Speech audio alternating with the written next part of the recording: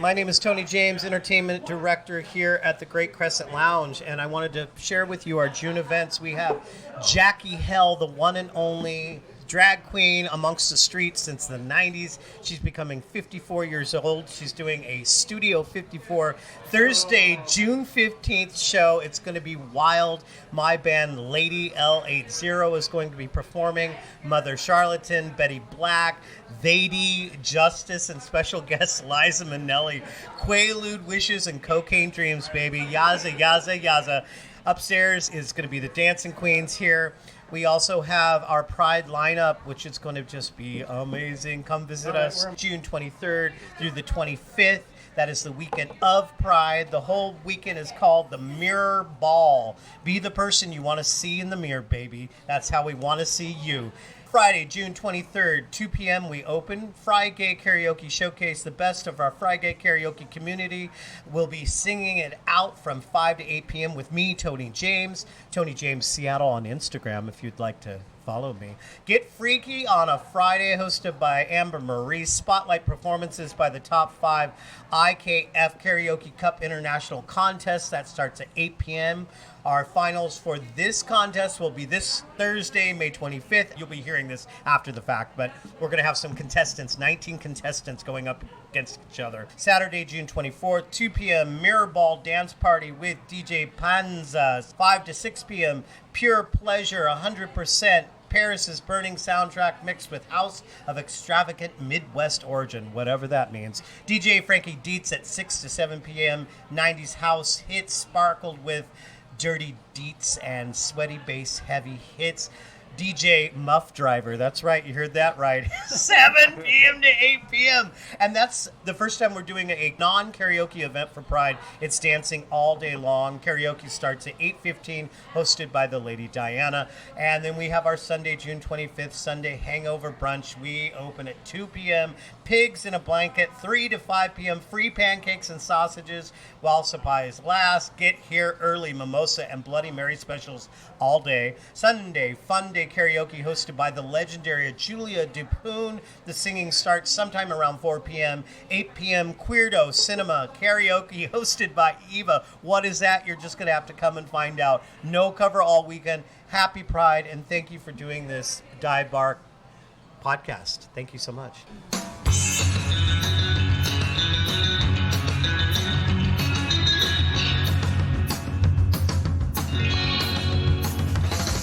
Hello and welcome to The Big Show. This is Dim Lights and Stiff Drinks, the dive bars of Seattle.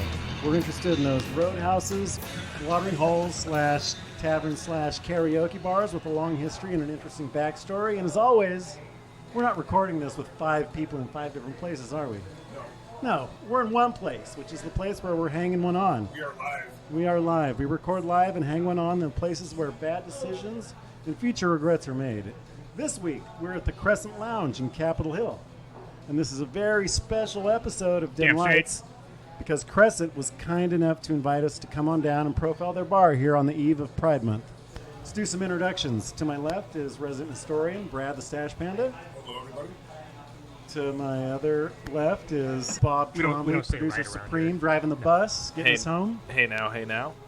And to my other right is resident Suds Gourmand, Jeremy. You know, I'm going with MC Disco Ball tonight. MC Disco Ball, that's your handle this week? Yeah. And if our listener was paying attention, they noticed that I said there's 5 people on mic tonight, and that's because we have a very special guest in the house tonight. Jory is with us. Hey there. We don't have one historian on panel tonight. We have 2. Yes. And with us is Jory, a PhD student. Double at your the money's University worth of tonight. Washington. Yeah. Yep. With a focus on local queer history and architecture. That's right. Jory, welcome to the show. Thank you so much. It's a good thing you're here because before you agreed to come on the show, I was going to do the segment about Pride, maybe find some local historical figures that were out, or at least out enough in their circle of friends that other people knew about it. And once I started researching, my hour and a half compared to your PhD hours, it's a bitch because in the early 20th century, turn of the century, there's scant history about the history because it was beneath the surface of a mainstream culture that was discriminating and perhaps wasn't even aware. So did that make your job twice as hard? in doing your research? It absolutely did. You Yeah? really have to dig through the history to kind of get, because it's subversive spaces, right? It's the cool spaces that these people hung out, and that's how you got to find the history. You got to dig a little bit. That's right, and they're not writing everything down. It's not on the That's down. fun. A lot of it's on the down low. They're not writing it down. Exactly. You know, Oh, you're so and excited. Let's introduce the owner too. David's with us tonight as well. He was kind enough to invite Thanks, us into guys. his bar. Talking to him, I mean, his father owned it back in the 80s. It was passed on down to you. So welcome to the show. Thank you for joining us. Thank you. I appreciate it, you guys. How long has your family owned this joint? It's been since the late 70s. Nice. I was wearing bell bottoms and playing with Star Wars figures. I wasn't born yet. So, Brad, you want to tell us a little bit about the Crescent? Here we are at the Crescent Lounge. It's believed to be the oldest gay bar in the city, correct? That's correct. Now, do you know, so the Wild Rose opened in 1974. Do you know if it was operating as a gay bar prior to that? I am 90% sure it was not. So this would be the oldest queer bar. This would be the oldest Yep. one. What about in the state? Do you think it's the oldest one in the state? Do you know? I would venture to guess it is. I am pretty sure on that one as well. Yeah. Well, as far as the building itself, it was constructed in 1924. And I saw something that at first was operating as a carriage house. Do you know anything about that? So actually, that's the part I cannot figure out. It is the mystery. I've heard that from several people. There are no pictures, nothing in the logs that mention that. So it is very much a possibility, but Yeah. we haven't uncovered it yet. Okay. Question. Unconfirmed. What public school? What's a carriage house? So a carriage house is like an old-timey garage. Before there were cars, people had the stables to put their horses in, and the carriage house is where they put their carriage. That might be okay. one area where the architecture gives you hints, right? Like the architecture might tell you that like a big wide door opening could be a hint that like, okay, these were barn doors, possibly for a carriage house, possibly for something else, right? No, that's exactly it. And so a lot of this work is not written work that you're researching. It's looking at photos, trying to see what cars are in the Blueprints, photos, or horses, or Yeah. anything like that, right? Little Permits, even. Yeah. So just trying to piece that together. And sometimes it's hard because you piece it together with what's missing, right? You have to kind of play this Fill in the gaps. detective game of filling in the gaps. It's a Yeah. lot of fun. It is a detective game, and it is a lot of fun. I definitely concur. Well, we do know it became the Arterial Tavern in 1934. This was shortly after the repeal of Prohibition. A lot of places opened, and I read in a few places this was one of the first places to get a liquor license after Prohibition was repealed. I don't know if that you've been able to confirm that or not. I have not been able to confirm that, but I also would not be surprised on that, especially because of the shift from Pioneer Square to here as the hot spot and so on. Yeah, yeah. And David, Deluxe do you is have- on the list too. It's on the list too, yeah. Do you have any old documents or anything that you inherited with the bar that? I don't. We have one or two old photos. I think I've shared them with you, and Yeah. they're when looking for some stuff on microfilm downtown. Yeah. We've come up with a couple little permits here, there, but it's really, really scattered. No, the filing cabinets in the back or anything like that. Not that we've Okay. found. Okay. So yeah, we know it was the Arterial Tavern, and then in 1942, a guy by the name of Dave Downey became the owner of the tavern. Downey was a former star player of the Seattle Olympics hockey team, and he was a big deal back then. He was kind of a big sports star. I'd never heard of him. What before was I his seen name him. again? His name was Dave Downey. Dave Downing. Dave Downey. Yeah. So I think it was known as Downey's Bar. or- That's correct. Downey's yeah, Tavern. Downey's Tavern. Downey's Tavern, yeah. It was a big deal at the time. I think he owned it for maybe a couple years. That's right. Yeah. Yeah. Yeah. And then it became the Crescent in 1948. Is that correct? Yeah. Yeah. Now, one of you guys might be able to help me with this. So I read somewhere today, in fact, that there was some tiling that had some astrological symbols on Yeah, it. there's to gotta be indicate something that it, behind that. There's could gotta possibly be. signal that this bar was a safe space for people. Have you guys heard? Like know out what I'm front, talking you about? mean? I don't know. It was a very vague An reference. arrangement Do you of- know anything about There's tiles, astrological symbols on them? There are, well, I don't know about tiles, but there is, or has been over the years, talks that back, I don't know what kind of era, but when things were a little more on the down low, that it was very common a signal. Astrological signs were kind of a signal that this is a safe space. Without it was like advertising without advertising, right? Okay.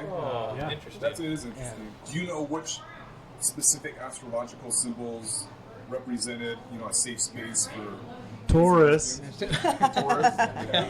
Tourist? You're a tourist? Yes, No, but it tourists. was things like the crescent or Okay. you Like that. right, yeah, right. So crescent moons, Almost in- stars, yeah. right? Okay. Cool. Okay. That kind of a thing. Okay. Very cool. So That's people interesting. would name their stuff things like the blue moon or the crescent or the Yeah, absolutely. whatever, right? Absolutely. Wink, wink, nudge, nudge. Right, exactly.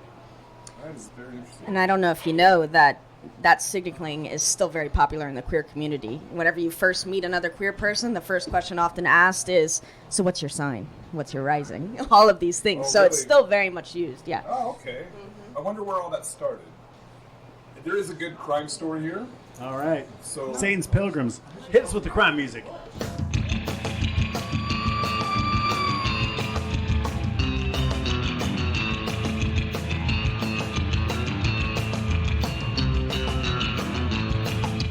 So, 1948, same year that it became the Crescent, this place had some skylights, and a burglar slid down a rope through the skylight, came down here, and stole a bunch of change. There was a bunch of pinballs and cigarettes and stuff. So Got he a made off. couple games in for free. Yeah, a couple games for free.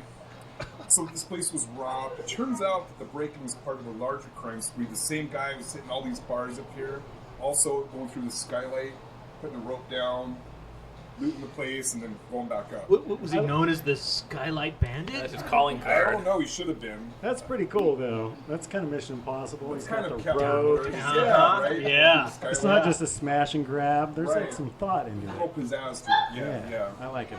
But he was caught. No. And he did a few years at Walla Walla State Camp. Wah, As a result wah. of his crime. So there you go. Now jumping ahead, so in the 70s, it became owned by a lady by the name of Shirley Mazur. Do you know anything before that, like between 48 when it became the Crescent and when she owned it in the 70s? Yeah, so actually, there's a little bit of a mystery here that's kind of fun that I've been trying to figure out like mysteries. for quite a while.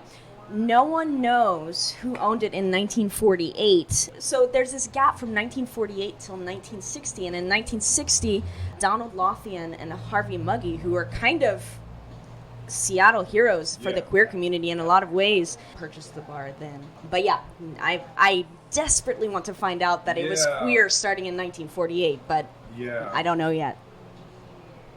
But with those astrological tiles somewhere, It sounds like it's a hint. Could have been.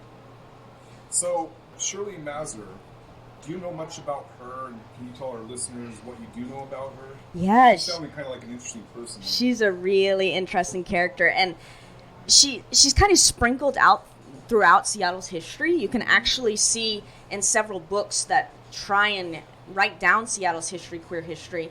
She has quotes everywhere, just of her kind of smatterings or her history or her understanding of queer history. But from what I understand, she was quite the powerhouse. I heard she was very outspoken. Yes, very outspoken, known in her community, and really, I kind of look up to her as a little bit of as like a hero, right? Because she was so outspoken for the queer community, specifically for the lesbian community, which at that time was a little less out, if you will, right? Sure. So yeah, very, very cool person, and you can see her quotes just in different books, about Seattle's history constantly. Very cool. So we know at some point in the 80s, it morphed into a gay bar, and that's when it was purchased by Harvey Muggy and Donald Lothian. So actually, that would be in the 60s. Oh, That they owned it happened. back in the 60s. That's right. Okay. Those are some good names. Muggy and Leviathan. Yeah. Right on. Okay, so wait, they owned it in the Leviathan? 60s. That's right. And then they Literally? sold it to Shirley. That's right. And then did they repurchase it? No, not that I know of. So After was that, the end? it went to Vanderpool and Figley, right? Figley. Figley? Vanderpool and Figley. That sounds was like your a father? New York law firm right there. Okay. Yeah. And then do you know what year did your father purchase it? 1970. Do you have it? It's like 74. Yes, somewhere around there, It's about 1974. Okay. Going back to Harvey Muggy and Donald Lothian, they sounded like very interesting people too. And you alluded to them earlier. They were very active in the gay community. Lothian, is that how you pronounce his last name? Leviathan. It's either Lothian or Lothian, Lothian, one or okay. the other. Apparently, he also owned the off-ramp Oh at wow! the same time he owned this. Party It- on. Kind of going way Best back. bar ever. It can be guaranteed My that favorite- every one of my single favorites. person who pretty much every person who owned this bar has been some sort of Seattle hero Yeah, in it some seems way. that way. It's very cool. Yeah, it is really cool. Well, Muggy was the first openly gay person in Seattle to run for public office. Unfortunately, he lost a bid for the State House of Representatives in 1986. But he went on to recruit many members of the gay community to serve on different committees and become active in local politics. And then his partner, Lothian, worked alongside him behind the scenes. Sadly, both men have since passed, but from what I've read, their estate gifted over $1 million to the Lifelong AIDS Alliance, which provided housing, food, and health insurance for King County residents living with HIV and AIDS. Absolutely, it's unbelievable. Yeah. So clearly, everyone knows Seattle invented gay philanthropy, right? Yeah. Well We established. could try and Well claim it. established. And then let's talk really quickly about the karaoke here, because a big part of the Crescent right now is it's karaoke. I mean, that's what draws people here. That's what it's known for. So, David, I think you could speak to this. You know, a lot of people have suggested that part of the Crescent's charm is a result of its distinct and unique take on karaoke. So, how would you describe the karaoke here, and how is it set apart from other karaoke bars? Oh gosh, I don't know. Probably close to 20 years ago now. You've been doing karaoke for 20 years? Yeah. Really? Oh yeah. Wow. Yeah, we started out. We only had it a couple of days a week. Very common. A lot of bars do that, right? My eldest brother Joe came to us. He said, "I got this crazy idea. Let's do karaoke every single day." And we thought, "That's insane. I mean, you think we can get away with karaoke every day?" He's like, "Yeah, it'd be great. No problem." And I said, "Okay, all right. Well, how are we going to do it?" So we kind of brainstormed, and Scott actually, who you met earlier, he was talking with us about it, and we just kind of all brainstormed, and we said, here's what we're going to do. We're going to have a different host every single night of the week. Right? Mondays will be one person, Tuesdays will be one person, and they'll all have their own feel, their own kind of theme. You know, this person's very punk rock, that person's kind of country, this person, you know, so people can have a variety, right? They might like one host better than the other, or one theme better than the other. So we kind of ran with that, and it blew up. It was wonderful. People loved it. Some people. What night's metal night? Usually Sundays. Nice. Yeah, Sundays are currently anyway. Okay, continue. Yeah, last Sunday of the month is our big kind of metal night with Why is it the Evil. last Sunday? So and we've kind of kept that formula going over the years, just having different hosts, and all of our hosts, almost every single one of them. Matter of fact, everyone. Tony, is that right? Every one of them they were all just from regular customers, right? They were our regulars who were like, man, I want to do this. You recruited. Yeah, we want to do this thing. We want to be part of the show, right? Yeah. So house, nice. yeah. So and it's just people who love the bar, love karaoke. They just kind of wanted to be involved. So we pulled them all together, and it's changed here and there over the years. But You're looking around the bar saying, you're here every fucking night. That's right. Why don't you get up and host a karaoke I heard you night? sing once. It was great. No, it's again just people who love it and just want to be part That's of awesome. it. So that formula has worked True out very well. grassroots. Love it. That is cool. And let's run it around the table. I don't have to ask you guys, but do you get up and do karaoke? I do not. Jeremy?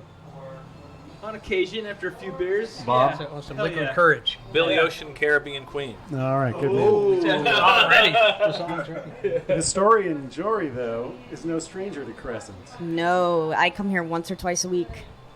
At least doing karaoke On about the twice a week. mic? Yes, What's your yeah. go-to, Yeah, you gotta go Well, to. what's a couple songs? I'm usually choosing some Foo Fighters, so Everlong, My Hero, things like that, or some Paramore. It Modern and depends. newfangled. All right. Nice. So you're kind of a metalhead, hard rock head, too. I may not look it, but It's right it's there. inside. Yeah, That's it's right. Inside, yeah. You don't like it. What about you, Lou? What's your go-to? No, I was talking to Jory about this earlier. I'm kind of the scared shitless guy.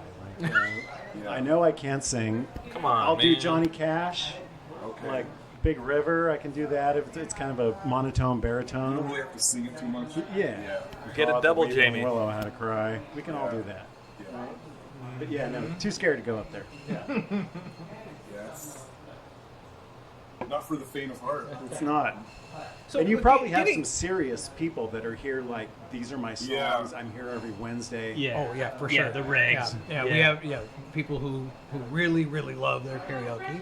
We have, and it's a big mix, right? We have people who they're just up having fun, Just you get know, up there just, drunk and just having a sing, good time, doesn't matter. Now when- and then people who sound really good, like why the hell are you doing karaoke? You should be in a recording studio somewhere, and just everything in between, right? And people love all of it. It's just fun. What about you? Do you get up there? Not ever. Not on your life. Here's the thing. I have no idea if my dad could sing. I never heard him sing. When he was a young man, he was a professional ballroom dancer. That kind of ages him a little bit, right? You can tell. Oh, yeah. how I old think he that was. guy gets on the mic. Yeah. Yeah. So he was good friends with Lee Liberace, and his best friend was the lead male dancer on the Lawrence Welk show. If any of you have ever Oh yeah. know what the Lawrence Welk show is, Damn. that's been gone for a while, but. I remember. I know, it comes up on the pod all the time. So surprisingly. so he was kind of very show business, and he loved producing drag shows, and and he owned many bars in his life and around Seattle. But aside from that, the three of us adopted boys, Joe, who's passed away in 2019, Steve, and myself, none of us ever had any business anywhere near a microphone for any reason. It was terrible. Well, and here you are on a microphone. Yeah. We need you to come around. And we're going to change that tonight. No. Maybe later. Maybe for another episode. More liquid courage. That's right. A couple more beers and... All right, nice. Well, Jory, is All there right, any Brad. more about the history of the place that you would like to speak about or that we didn't cover? I think you pretty much covered it. I think just the most important part is, speaking about what we just did talk about the regulars, that is truly what has made it such a community space, right? Is that you've had the same people coming here, once a week, every night, whatever it is, and that has truly made an astounding community space, right? I mean, you can't replicate it. Yeah. In a great community too, Yeah. That's right. Well, and I'll tell you, if you don't, we spoke about Harvey and his partner and Shirley. Just to plug my dad a little bit because, well, it's my Sure. dad and Do I. it. Get it in. Absolutely. He in his own right was a kind of an icon in the queer community. Though he was a little bit weird because he was always in the back working stuff from the background, right? He was never a very public person, but he did a lot with the community, and we still strive to try and kind of keep that legacy up, keep it going. I don't think we'll ever kind of fill his shoes, but he helped. He was a founding member of Bailey Boucher House and the Knights of Malta, and just Nice. kind of a bunch of stuff. He always, constantly in all of his bars, not just this one, fundraisers, Seattle Children's Hospital, muscular dystrophy organizations. So not just the gay community, right? Just the community at large, and that was kind of his thing. He was very, very into philanthropy, but he wanted to do it from the back. He wanted to be kind of quiet about it. Yeah. Humble. He was humble about it, yeah. Well, you gotta respect you that. can look around the Crescent here, and I'd say that legacy is alive. It's absolutely alive. The vibe of this place is just fantastic, and I would It say is, yeah. I think it's your family. Thank you. Appreciate Yeah. that. Well, what I love about this place is that it embraces its campiness as well as its dive bar status. Yes, this is a true dive bar. It is a true dive Hell bar. yeah. It's a long-standing watering hole where everyone is welcome. In fact, it is the everyone is welcome and kind of come as you are vibe of the place that makes drinking at the Crescent such a unique experience. Above all, it's a middle finger to not only the gentrification of the surrounding neighborhood, but to the city at large. It is a living testament to Old Seattle and is nothing less than a landmark in Capitol Hill's cultural history. And to that, we salute you. Cheers. Cheers. Cheers. Woo! Oh shit, my glass is empty. Son of a. Well, it's good timing because I think we're about to to segue it. into our next segment.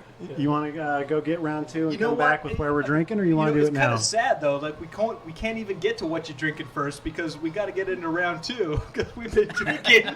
We've been drinking while we're talking, and I'd say that's a good thing. Ultimately, it's a good thing. All right, Satan's Pilgrims, take us out, bring us back.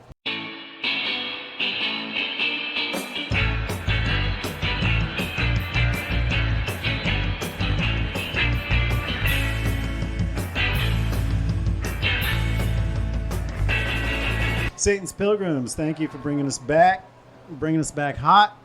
That was round 2 that we're having. Jeremy, what did you get for round 2? For round 2, Ada, an Elysian Space Dust. This is Classic. my second Elysian Space Dust for a number of reasons. One is it's delicious, Elysian Space Dust. Great beer. A beer on tap at many dive bars that we have recorded episodes at. But unfortunately, the reason I'm drinking Space Dust IPA is because my first choice was out. They ran out of the Grand Teton Pale Ale, which I was excited to try, but they're out of it due to no fault of the bar because distribution problems with a local Northwest brewery, Grand Teton. So this is unfortunately a fairly common story, and we've mentioned it on a couple of episodes where distribution problems have led to local beer problems at fine dive bar establishments, right? And in this case, Grand Teton was being distributed by a smaller distributor. I can't remember the name. Got gobbled up by fucking Pepsi or something. And they're like, you know what? Yeah, we're going to change our business model, blah, blah, blah. We're going to drop in all these beers and whatever. So gentrification fucks us once again and strips us of delicious Northwest beer. But, the bright side is we got Space Dust IPA on draft. Quite delicious. A Northwest favorite, although they went big, and we've talked about it in a couple of episodes. How about you, Lou? What you drinking? I'm keeping it simple tonight. I'm drinking Crown Royal on the rocks. Oh, shocking. Yeah, shocking. That's right. Yeah, absolutely shocking. Jeremy, you could have just said I wanted 2 Space Dust because I was trying to get loaded. Yeah, I wanted 2 Grand Teton Pale Ale so I could get loaded, but the man fucked me over. Well, no, those pale ales aren't going to get you there. I know. You need those Yeah, we IPAs. do like Space Dust. It's a little a high Jeremy octane. special. We love it. No, here's Jeremy. 2 IPAs? Yes. 2 Yes, Space, please. Make it a fucking picture. What are you drinking, Brad? I'm drinking a cherished old favorite that you don't see very much anymore. It used to be ubiquitous everywhere, and that is New Belgium's Fat Tire. Fat Tire. Yeah. That's right. You That's don't see right. it anymore. You notice that? There's Fat Tire on tap here? Yeah. Yes. Not only Fat Tire, You wanna but verify another that? one that we talked about that was hot for a minute and kind of died down a little bit, but still here at the Crescent, Widmer Hefeweizen. That's right. Yeah. I noticed that. Yeah. You put some lemon in that? Put a lemon in Oh, it. yes. Got to have a lemon. Gotta have a lemon. Damn Yeah, straight. Yeah. Nice. Jory, what are you drinking? Well, I couldn't tell you exactly, other than It's that it's Crown just. Royal. Is it really? Yeah. I was gonna say whiskey of some sort. I'm not picky. But is it delicious? Oh, absolutely. All right. Always We'll is. get you there. All right. All right. And David, what are you drinking? I'm having What is the owner drinking? the Schilling cider. Okay. Oh, you like the cider? I'm a cider guy. You're a cider guy? Okay. Yeah. We've had a couple of episodes where we talked about that this is kind of a Northwest phenomenon where you can't go to a Northwest dive bar and not find cider either on draft or at least a good selection of cans, right? So I doubt you're going to go to like a Bible Belt dive bar in Mississippi or Iowa or something and find a good selection of draft ciders. I could be wrong, but I doubt it. What about the White Claw? Do you have any White Claw? We definitely have White Claw. Oh, Yeah. They have big hard cans of White Claw. and some Yeah. Red Bull, Yeah. and some How's Red it Bull do? and vodka. White Claw sells very, very well here. It's like the younger, People love their White the Claw. younger Yeah. kind of set that drinks it. Friday and Saturday night, Yeah. Okay. Yeah. the White Claws just fly out the door. Okay. We're out of White Claw. Someone needs to go down to City Market. The 20-somethings. Well, it's still it's hard to get the Bartles and James wine coolers anymore, so you gotta gotta have something. When speaking of City Market, when did the laundromat close? That's been closed now for, almost a year probably. Yeah. Okay. R.I.P. to the laundromat. And they're talking about changing that building. So we're not sure where they're at with their plans. They've been talking about building a apartment building with retail underneath. So Original. Go and wash they're prepping. wash your clothes there and get a 40 at the City Market and wait. Yeah. Like a true Capital tradition. Yeah, well, I think it was Nice. 3 episodes ago we talked about R.I.P. the Sit and Spin down Belltown, right? Drinking and laundry. Clean board. God- No. Also, R.I.P. Gotcha. Lather Daddy on 12th. No more can't do your duds over there anymore. That's right. That's right. Nice. Drinking and laundry is the best combo ever, right? Throw in donuts and you never need to leave. It's a forever. win-win. For anything. All right, so since we're here on Capitol Hill, we need to talk about where we're at. You guys ready for a little where we're at? Lou, where are we at? We're on Capitol Hill on the eve of Pride. So, Jory, I'm going to need your help on this. We should talk about how Capitol Hill became the center of the universe. Sorry, Fremont. I know. From what I read, before Capitol Hill, Pioneer Square was the place to be. And it was still legal to operate a gay-friendly bar in the city, but it was in Pioneer Square. So payoffs were made and operations were allowed, but at some point it migrated up the hill. Do you know anything about how it moved from Pioneer Square to Cap Hill? Yeah, a little bit. So yeah, Pioneer Square was just really busy with queer bars everywhere that you can imagine in Pioneer Square.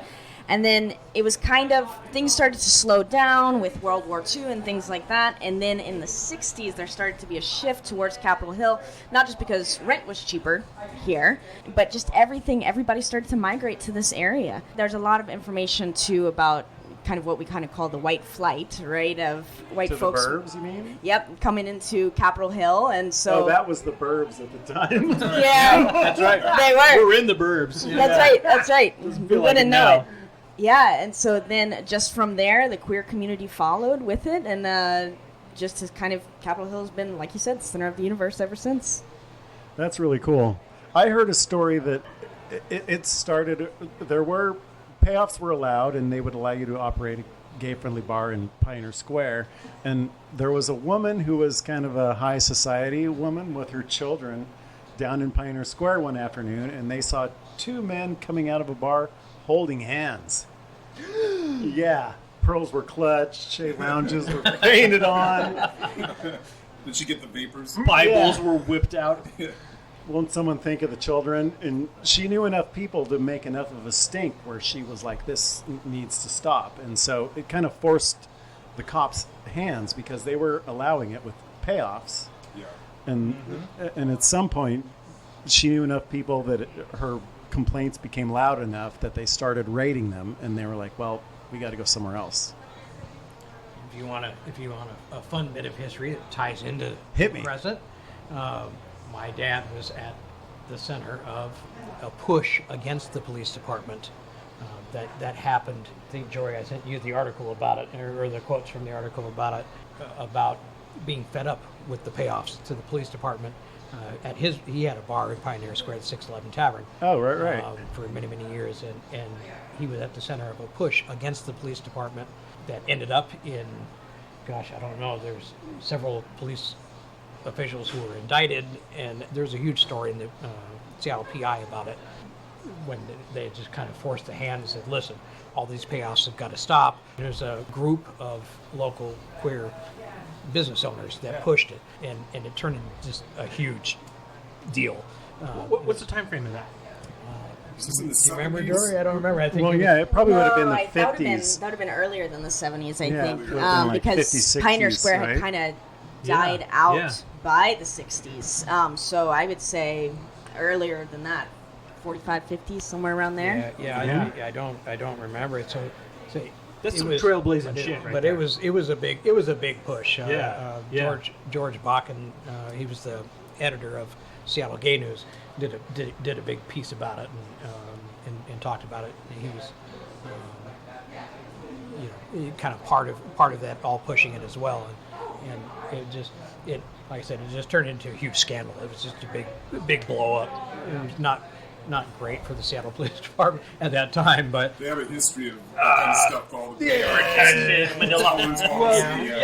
envelopes. Yeah. Well, It's it the all flip side of politics and cops, right? It's like you make political inroads, but then you also got to make police inroads, or else you ain't gonna get nowhere.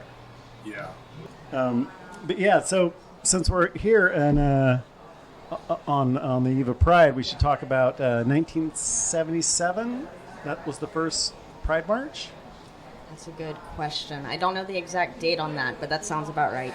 The parade moved to Broadway in 1982 and marched there for 25 years before moving back downtown to Broadway, which rankled a lot of people, but they kind of outgrew the area, right? Which was too bad because it was so cool when it was on Broadway. I know, right? Oh, wait.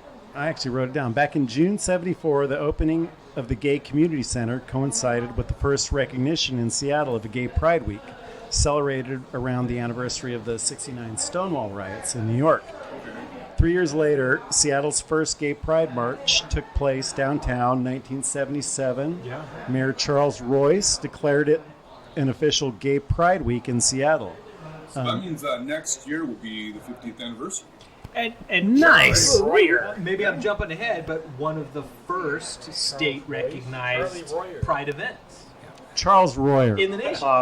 God bless you. So Seattle invented Pride, basically. Yeah. Well, I think That's taking liberties. the first San Francisco one was 1970, so we can't Well, whatever. Yeah, whatever. quite say that here. But is there anything you can tell us, Jory, about the first Pride or the organizing events that got us? Not so Got him to much on recognize that it? end, but I will say that honestly, Seattle's queer history is so long-standing; it's just so hidden, right? But Yes. even Sarah Yesler there's some history there, Oh, yeah. Oh, yeah. some Yeah, queer and history. the Denny party, too. Exactly. So you can kind of trace these roots all the way back. And honestly, sure, you said 1970.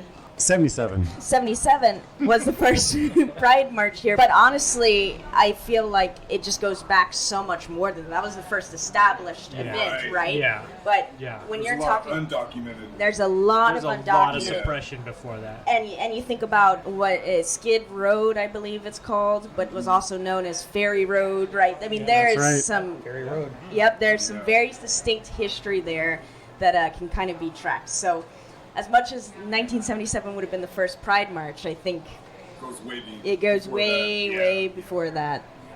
Yeah. So Seattle invented gay. Is that what you're saying? That's why I moved from Louisiana. And Capitol Hill's embrace for the community continued and deepened over the decades since the 50s.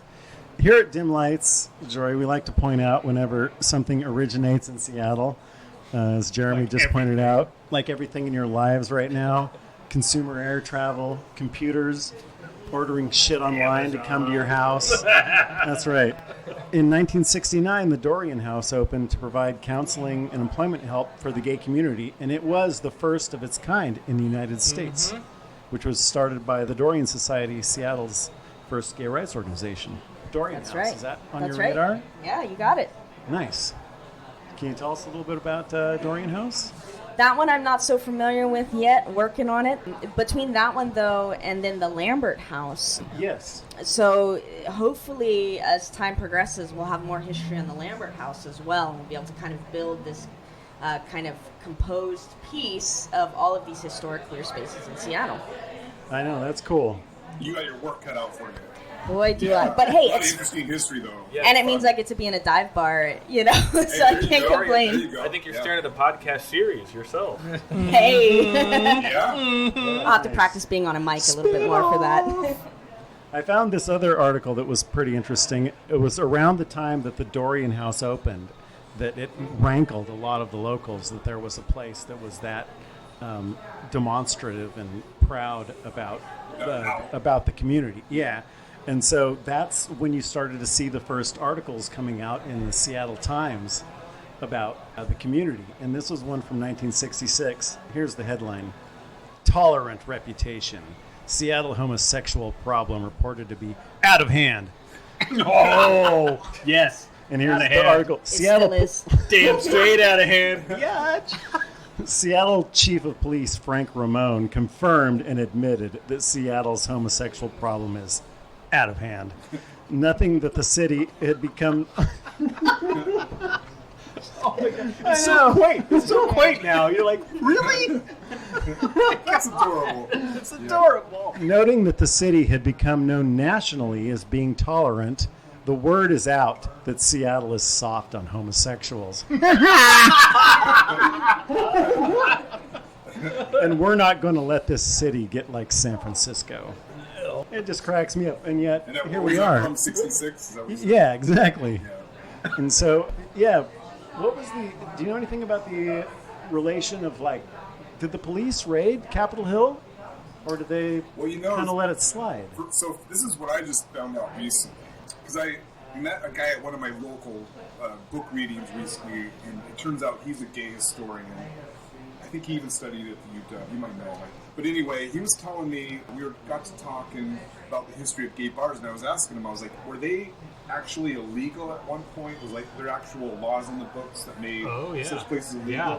And what he was telling me is that there weren't specific laws that made those illegal. What it was anti-sodomy laws. Yep. That's And right. if they wanted to like use the anti-sodomy laws, then suddenly they were a convenient law to use if they wanted to close an establishment down. Yeah. You know, and a lot of it wasn't necessarily it being, you know, illegal to run gay bars or gay establishments. It was pay the protection. Right. Otherwise, That you're was the big getting thing. messed with all the time. Exactly. Right? And people are just That's why screwing his with dad you. Or, stood up and said, "I'm sick of getting muscled." you yeah, know? yeah, So and that's exactly right. Kudos to him. Yeah. Because for a long time he did it. They paid it just like Yeah, everybody so, else, you know, right? yeah. They He would stood up, they would so. pay all the time, and they just there was just came a point where several of the business owners said, I'm Enough's tired enough. of this. Yeah. I'm done. Yeah. You know, this is ridiculous. Kudos to your dad. Right You talked on. about that a little bit, Brad, in your book, Lost Rosette Houses of Seattle. Like, the crackdowns were often, couched in crazy-ass laws, whatever they could, latch onto. Whatever they or could throw, yeah. Whatever they could. It's like what David's saying. And If in you some weren't paying them cases, their it was, money- ridiculous sodomy Yeah. laws and stuff like that. And they were cracking down on, quote-unquote prostitution and, illicit whatever. And Yeah. sometimes it was cracking down on Yeah.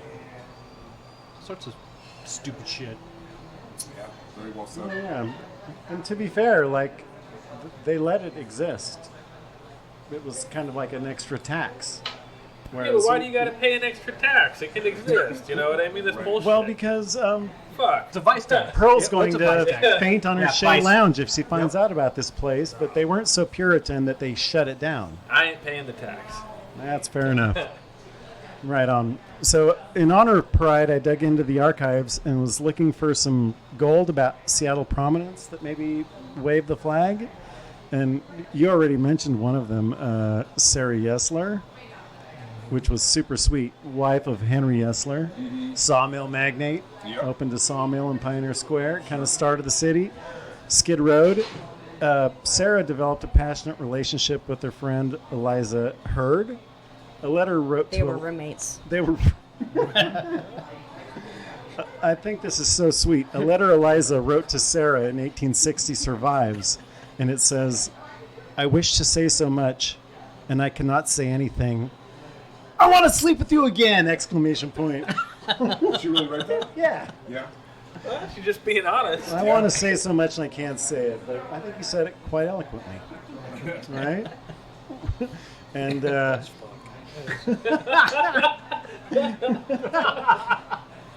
another thing, King County. Do you know who it's named after, Brad?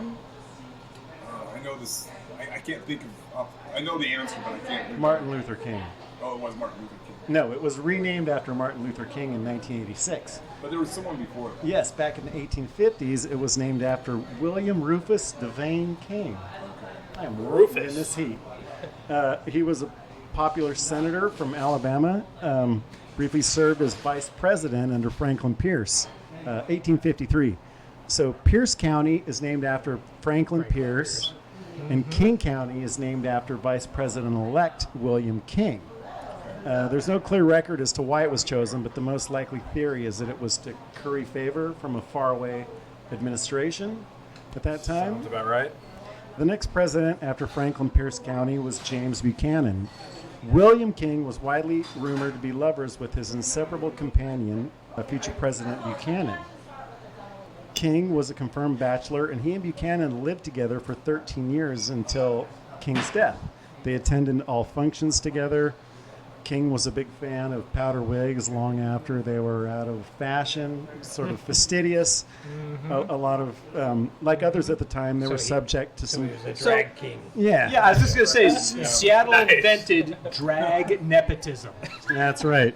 Like, it didn't even exist until Seattle came along and said, you know what? We're naming the whole county after a drag queen. King. Like others at the time, they were subject to some cruel jibes. Andrew Jackson, who was president when they were both congressmen, called them Miss Nancy and Aunt Fancy at the White House. That's Pretty subtle. that's Pretty just subtle. offensive. Come on. So, Come yeah, on now. King County is named after a out and proud I did not know that. Vice That is president. cool. Good history, Luke. That is good history. Who was, and that was the first and only gay president that we know about. historian job. You see what's going on. Yeah. Always learning new stuff. All right. The casino. Have you ever heard of that? No, tell me The more. casino is on the corner of Washington Street and 2nd Ave. This was in the Pioneer Square days, and it was known as the only place on the West Coast that was open and free for gay people. And this was in the 30s. Okay. So before San Francisco. That's right, Jeremy. Everything comes Before San Francisco even existed. That's right. On outside appearances, it was a straight cafe, pool hall, and card room, but it was nicknamed Madame Peabody's Dancing Academy for young ladies. And the casino was the only place in town that allowed same-sex dancing. Okay. In the there were a few 30s? places down at around the same time that were very similar. It was the Garden of Allah. That's right. Yeah. The People's Theater, I think, was another one. And then, of course, later, Shelley's Night. You can Shout out find, to Shelley's Flag. going back to Shirley Mazer, you can find Shirley Mazer talking a lot about the Garden of Allah. Oh, is that right? That's right. What That's a great cool. name, the Garden of Allah. It just sounds like ripe. Yeah, there were some good names. Come on.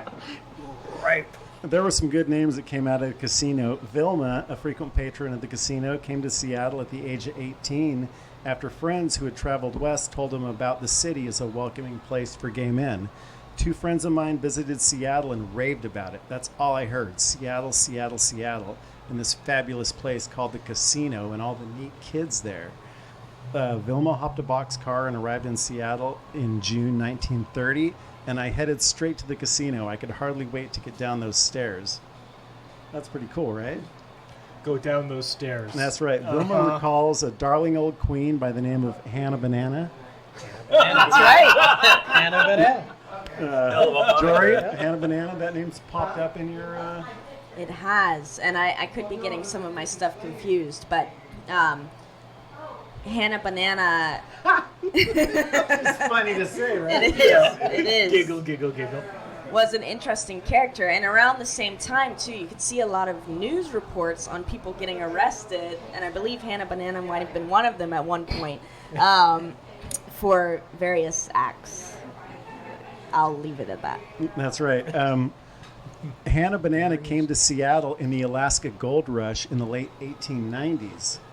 How's that for you, Brad? Yeah. That's the turn of Way the back century. Wild time. A gay man who lived in and out of drag, Hannah was always telling stories about how Seattle was always a ball and a hot town for gay people. She described Seattle as a party town with unlimited access to single male travelers. So Seattle invented double entendres. That's correct. Clearly.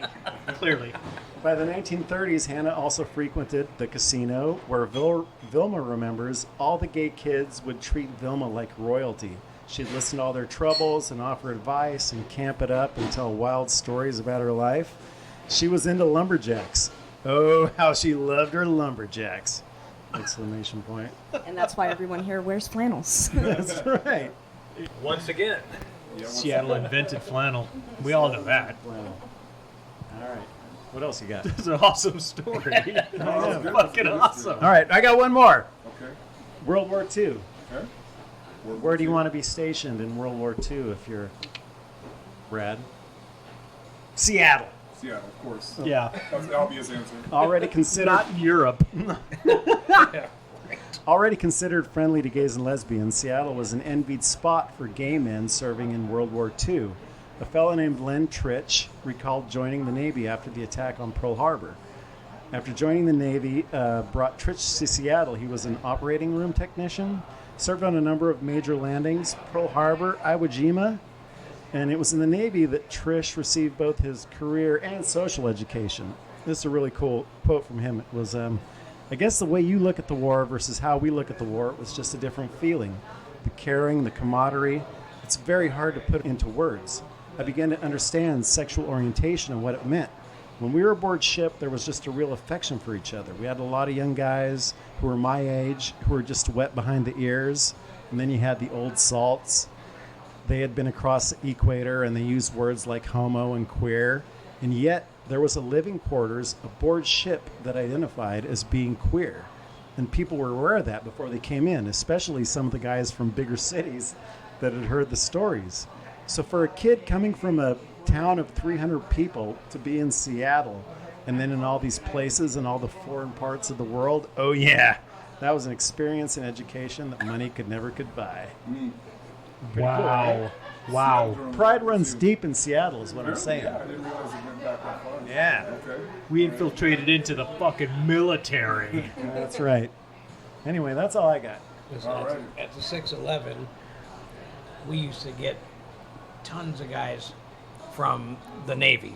It was very, very common. Anytime a ship would come into port, they'd all come down. Not all. Certain demographics Collection of the military. A collection. would come down when the ships would be in port, and they'd hang out at the 6. And my dad always liked. I used to ask my dad, why do you have so many? He just had this huge collection of $2 bills. He said that's because they used to pay the Navy in $2 bills. Oh, wow. Wow. And No shit. I said, oh, I didn't know. He said, yeah, they all visited the 6 Nice. for various reasons, beers and Sure. other entertainment. Yeah. Yeah. It Well, was kinda- especially Pioneer Square is a very kind of seedy, notorious Yep. kind of. Still does a little bit. Yeah. Yeah, if you're on leave, on shore leave, that's Damn probably straight. a good place to start. Yeah. Nice. Get a few beers, have a little fun. Yeah, that's right.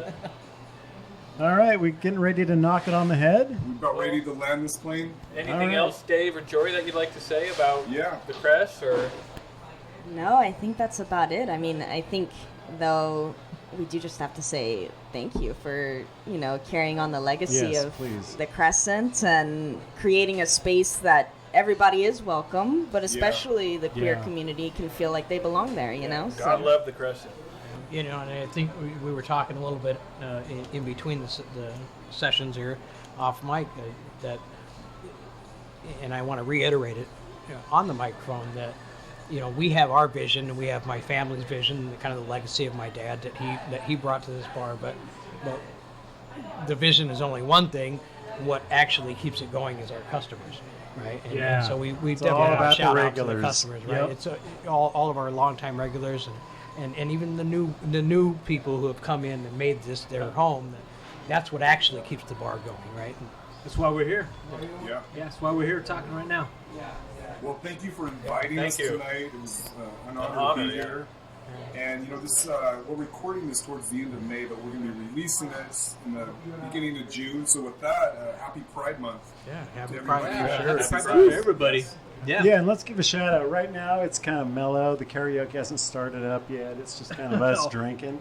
But in a month, this place is going to be It's going to be fucking be crazy. ridiculous. Yeah, it's gonna be Ridiculous. fucking crazy. sardines.